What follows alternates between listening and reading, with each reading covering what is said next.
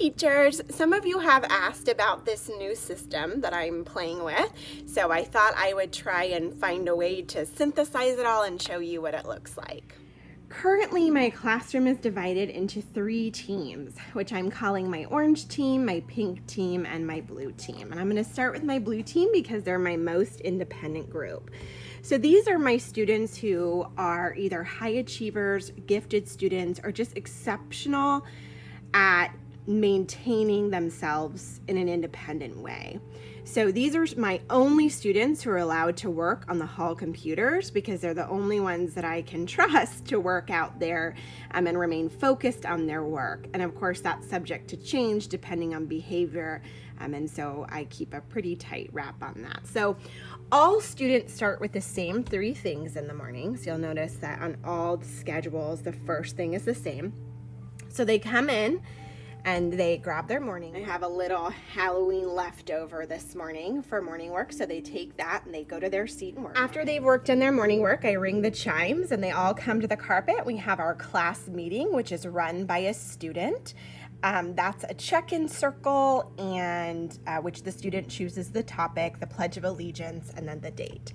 After that, their goal sheets are already sitting on their desk, and they meet with our partner to talk about their goals for today. Let me show you what a goal sheet looks like. So this is the goal sheet for one of the students on my orange team, and those students are the ones who need the most support and scaffolding from me, and so their goal sheet looks the simplest.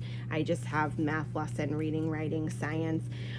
And then you'll see that throughout the day there are times for like genius hour type times when they're not working on the curriculum or their individual goals with me in content area, and they can choose something meaningful. And so for this group, I really limit those because they have shown me that it's hard for them to make really accurate choices about what lines up with where they need to grow, not shockingly. So on the device, I have a seesaw work that's specific to them, which they can choose if they finish this other work early, or they can choose shelf work. They can write something of their choice. I have different paper they can choose from, or they can read to self.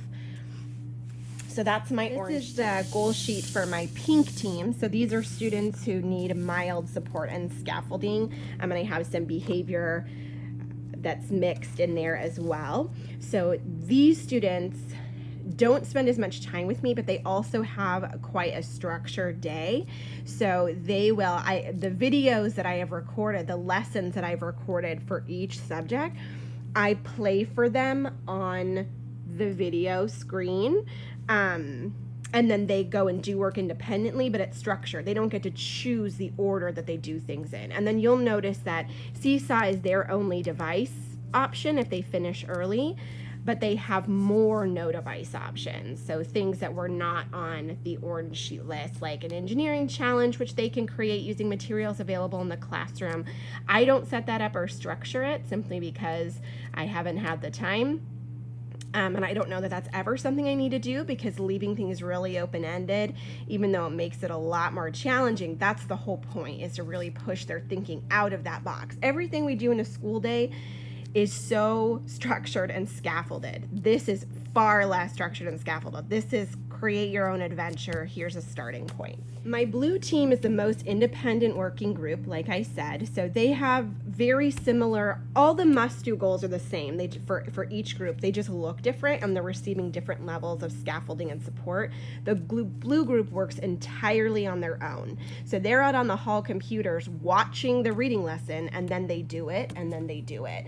And then when they're done with that work, like when Kano finishes his math, he will put it in his folder, and then we call this the Mrs. Norton folder, and then they turn in their whole Mrs. Norton folder at the end of the day. This is just an extra measure of accountability. I can't have them turn it into Seesaw because the hallway computers don't have that as an option, but also having this hard copy and actually turning in the physical work, it was a great accountability piece for them. So you'll notice that for my blue team, they will finish up their must-dos a lot more quickly than any other team, plus they're working independently, and then when they're done, they have lots of choices on the device, a lot more choices, so they can go to TrueFlix to do a research project.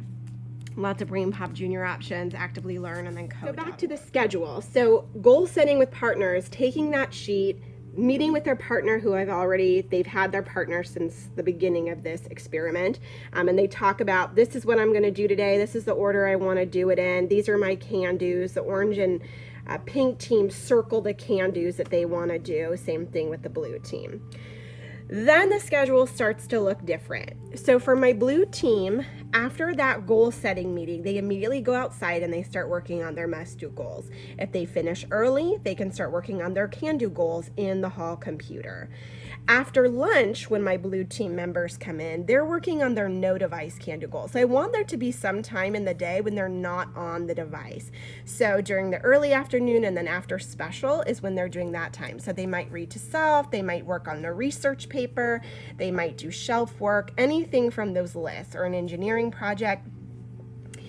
My pink team, after they have their morning meeting with their partner, we start the lessons on the board. So I will just play it, they'll watch it, and then they'll go back to their seat and work on it.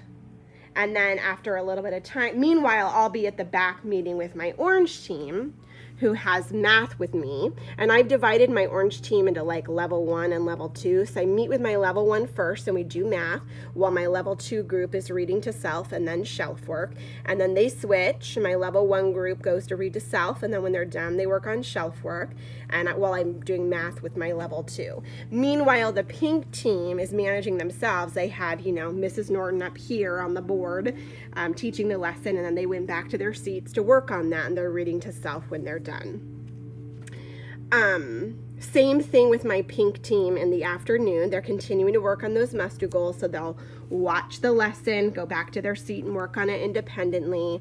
And my orange team is really with me all day in those 2 groups or individuals, depending on what's going on.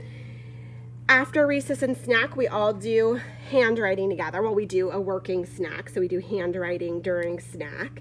And then after snack, my blue team is back in the hall working on their can-do goals if they finish their must-do goals on the computer.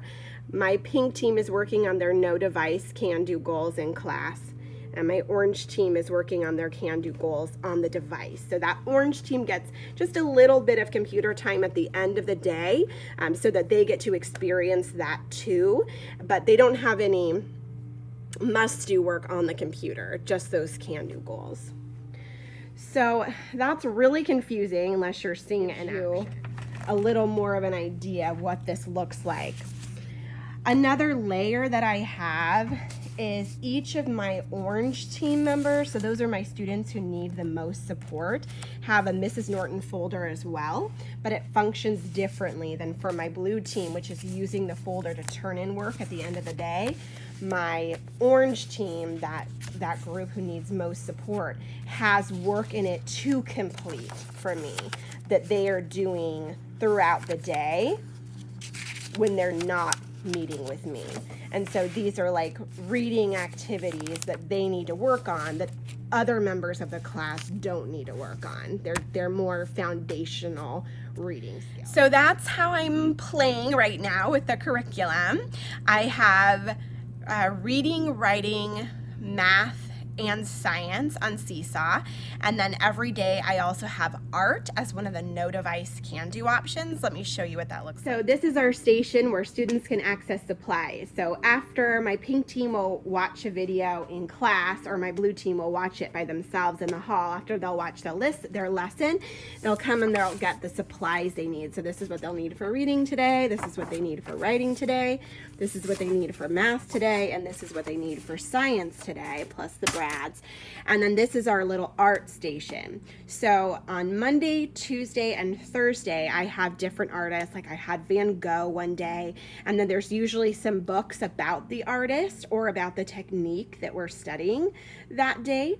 And then there's a picture as an example. So every Friday is cartoon day. So here's the paper that students can use. Today it's just graph paper, so they can use it to draw a picture. They can grab the books and use them as inspiration, or they can just make their own cartoons. They can make stories out of them if they want. So art is an option. Obviously, most students choose art at some point during the day. So I think that's all I have for you for now. If you're interested in seeing the individual lessons that I have on Seesaw, just let me know and I'm happy to share those with you. Also on BrainPop Junior, but those are really easy to assign yourself. They're accessible for everybody. So just let me know what you need. I'm happy to answer any questions. Thanks for watching.